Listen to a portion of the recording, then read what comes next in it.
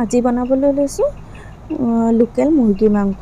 থলুৱা সোৱাদেৰে ভৰা লোকেল মুৰ্গী মাংসৰ জুতিকণ খাবলৈ বহুত সোৱাদ। আৰু মইনো কেনেকৈ বনাইছোঁ সেয়া আপোনালোকক দেখুৱাম। স্বাগতম জনাইছোঁ উনা ব্লগছৰ অন্য এটা ভিডিঅ'লৈ। আশা কৰোঁ ভিডিঅ'টো চাই আপোনালোকে ভাল পাব। প্ৰথমতে কেৰাহীখন পাতি লৈ তাত তেল অকণমান দি দিছোঁ। বৰ বেছি তেল আৰু মছলা ব্যৱহাৰ নকৰোঁ, কম তেল মছলাৰে আজি ধুনীয়া জুতি লগা লোকেল মুৰ্গীৰ মাংস এখন বনাম। তাতে কাটি থোৱা পিঁয়াজ দুটামান দি দিছোঁ।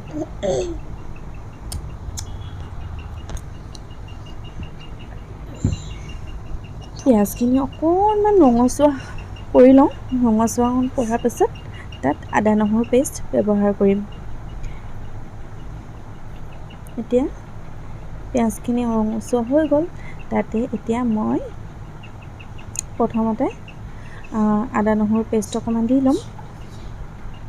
এয়া একেলগে পিচি থৈছিলোঁ দেই, সেইকাৰণে আদা নহৰু পেষ্ট এচামুচে দিলোঁ। আৰু মই কৈছোঁৱে কম তেল মছলাৰে বনাম। তাতে এতিয়া মছলা হালধি গুড়ি,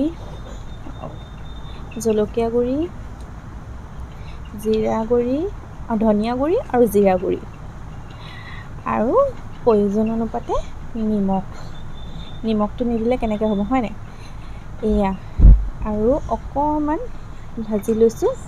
তাতে আকৌ অকণমান গৰম পানী দি দিম পিঁয়াজখিনি গলিবলৈ আৰু আমাৰ মছলাখিনিৰ সৈতে মিলি যাব। এয়া অকণমান পানী দি দিলোঁ আৰু এতিয়া মছলাখিনি ভালদৰে লৰাই দিছিলোঁ মিশ্ৰণখিনি। আৰু এতিয়া অকণমান সময়ৰ কাৰণে ঢাকনখন লগাই দিম।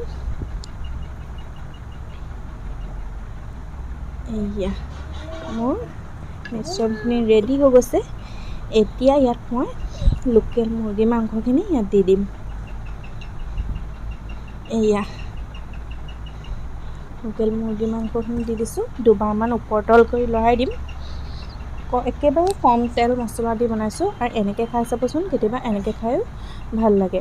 আৰু প্ৰতিটো সময়ত মছলা বেছি ব্যৱহাৰ নকৰি কম তেল মছলাৰে আমি জুতি লগা এখন তৰকাৰী খাব পাৰিম।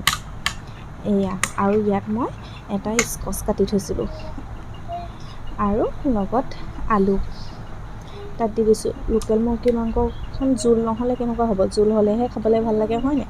সেইকাৰণে লোকেল মুৰ্গী মাংসখন স্কচ এটা আৰু আলু দুটামান দি দিলে খাবলৈ কিন্তু বহুত সোৱাদ হয় দেই। আৰু ঢাকোন লগাই দিলোঁ দুবাৰমান লৰাই। এতিয়া দেখিছেনে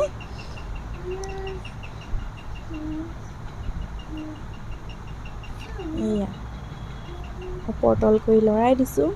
আপোনালোকে হয়তো দেখা পাইছে একেবাৰে কম তেল মছলাৰে বনাইছোঁ।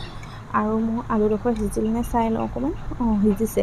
সেইকাৰণে এতিয়া মই ইয়াত গৰম পানী অকণমান দি দিওঁ, যিহেতু আলু আৰু স্কচ সিজিলেই। এয়া গৰম পানী অকণ, যিহেতু আমি এনেকৈ তৰকাৰী বনালে যিহৰে নহওক কিন্তু গৰম পানী ব্যৱহাৰ কৰিলে ভাল হয়। ঠাণ্ডা পানী ব্যৱহাৰ কৰিলে সোৱাদটো কমি যোৱা যেন লাগে। সেইকাৰণে মই তৰকাৰীসমূহত সাধাৰণতে গৰম পানীয়ে ব্যৱহাৰ কৰোঁ দেই। আৰু এতিয়া মই ঢাকন লগাই দুবাৰমান উতলি আহিবলৈ দিম। উতলি অহাৰ মাত্ৰকে আকৌ লৰাই দিম। এয়া দেখিছেনে কি ধুনীয়াকৈ উতলি আহিছে। আৰু ওপৰত অকণমান গৰম মছলা দিছোঁ, আধা চামুচ, বৰ বেছি দিয়া নাই সুগন্ধটোৰ কাৰণে। আৰু এয়া মোৰ লোকেল মুৰ্গী মাংসৰ জোলকণ ৰেডি হৈয়ে গ'ল। এতিয়া মই আপোনালোকক ফাইনেল লুকটো দেখুৱাই দিওঁ দেই। এনেকৈ কেতিয়াবা সোৱাদ লৈ চাবচোন, খাবলৈ কিন্তু বহুত সোৱাদ হয়।